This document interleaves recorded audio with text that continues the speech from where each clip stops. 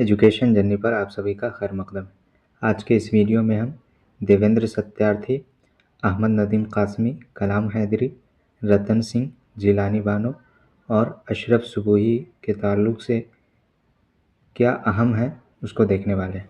देवेंद्र सत्यार्थी ये एक अफसाना निगार की हैसियत से मशहूर है और इनकी पैदाइश कहाँ हुई? पंजाब में हुई। पंजाब में एक ज़िला पड़ता है संगरूर, वहीं इनकी पैदाइश हुई थी और इनकी वफ़ात हुई थी दिल्ली में।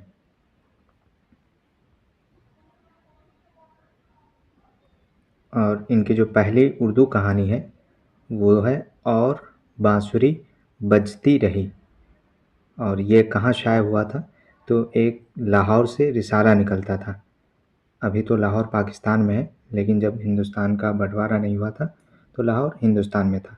तो उस वक्त लाहौर से एक रिसाला निकलता था जिसका नाम था अदब लतीफ़। इसी में ये कहानी शाये हुई थी। कौन? और बांसुरी बजती रही। ये पहली उर्दू कहानी है किनकी? देवेंद्र सत्यार्थी की। इनका जो शामिल निसाब अफसाना है वो है अन्न देवता। इनका शामिल निसाब अफसाना है अन्न देवता। अहमद नदीम कासमी, इनकी पैदाइश हुई थी ज़िला शाहपुर, पाकिस्तान, यानी पाकिस्तान के ज़िला शाहपुर में इनकी पैदाइश हुई थी। अहमद नदीम कासमी की जो शनाख्त है उर्दू अदब में वो अफसाना निगार की हैसियत से, यानी ये अहमद नदीम कासमी ये अफसाना निगार है। उसके बाद उनका जो शामिल निसाब अफसाना है वो है सुल्तान। ये क्या है? सुल्तान सिनफी एतबार से अफसाना है जो शामिल निसाब है। कलाम हैदरी, कलाम हैदरी की पैदाइश बिहार में हुई। बिहार का ज़िला है मुंगेर, यहीं इनकी पैदाइश हुई थी। इनका जो शामिल निसाब अफसाना है वो है सखी। इनका शामिल निसाब अफसाना है सखी।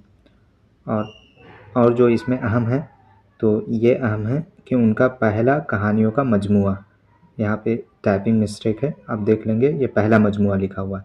कौन सा है? बेनाम गलियों। ये इनका पहला मजमुआ है, यानी बहुत सारी कहानी लिखी, उन सबको एक जगह करके इसको 1935 में छापा गया था। तो जो पहला मजमुआ है इनका वो है बेनाम गलियों। रतन सिंह, इनकी पैदाइश भी पाकिस्तान में हुई थी, ज़िला सियालकोट में, है ना।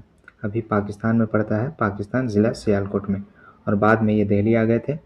और इनकी जो पहली कहानी है मम्मी तुम एक दीवार हो, मम्मी तुम एक दीवार हो, ये किनकी कहानी है, किनका अफसाना है?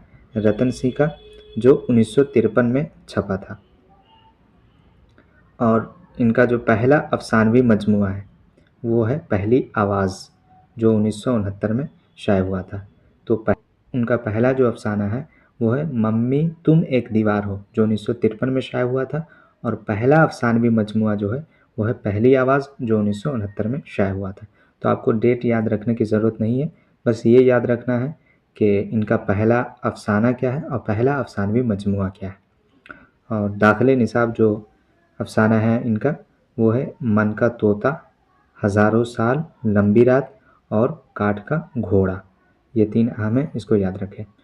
और जिलानी बानो, जिलानी बानो की पैदाइश हुई थी यूपी में, यूपी के एक ज़िला बदायूं में। और इनका जो पहला अफसानवी मजमुआ है वो है रोशनी के मीनार। इनका पहला अफसानवी मजमुआ है जो 1958 में शाये हुआ था। और एक चीज़ और बता दो, ये जो रतन सिंह है इनकी जो पैदाइश, इनकी जो शनाख्त है, रतन सिंह की जो शोहरत है वो अफसाना निगार की हैसियत से। और इससे ऊपर जो गुज़रे हैं कलाम हैदरी, इनकी पहचान भी अफसाना निगार की हैसियत से है। और अहमद नदीम कासमी की पहचान भी अफसाना निगार की हैसियत से, और देवेंद्र सत्यार्थी की भी पहचान अफसाना निगार की हैसियत से। तो आप इनको भी याद रखें कि इनकी पहचान किस हवाले से है। और ये भी हो सकता है कि एक ही अदीब एक से ज़्यादा असनाफ़ का लिखने वाला हो, एक से ज़्यादा असनाफ़ में उन्होंने काम अंजाम दिया हो, तो ये भी याद रखना है। तो जिलानी बानो की पहचान जो है वो तो एक नावल निगार के भी हैसियत से है और अफसाना निगार की हैसियत से। तो दोनों बात को आप जहन में रखें। इनकी पैदाइश बदायूं में हुई थी और ये कहाँ का ज़िला है? ये यूपी का एक ज़िला है। और इनका पहला अफसानवी मजमुआ है रोशनी के मीनार। और इनका जो दाखिले निसाब अफ़साना है वो है दोशाला। तो दोशाला ये अफ़साना है, और किनका अफ़साना है? ये जिलानी बानो का है। और जिलानी बानो ये नावल निगार भी है और अफ़साना निगार भी है। और उसके बाद है अशरफ सुबूही। अशरफ सुबूही की जो इम्तियाज़ी शनाख्त है, इम्तियाज़ी पहचान है, वो एक खाका निगार की हैसियत से, जिस तरह फ़रहतुल्लाह बेग ये खाका निगार की हैसियत से मशहूर है, इसी तरह अशरफ सुबूही ये खाका निगार की हैसियत से मशहूर है। और इनकी पैदाइश हुई थी, दिल्ली में हुई थी, और ये तक़सीम हिंद जब हुआ था तो दिल्ली से लाहौर चले गए थे। और इनकी वफ़ात जब लाहौर चले गए, पाकिस्तान चले गए, तो इनकी वफ़ात जो हुई थी वो कराची में हुई थी। और इनकी पहचान, इनकी शनाख्त भी किस हैसियत से? खाका निगार की हैसियत से। और इनका जो शामिल निसाब खाका है वो है चपाती।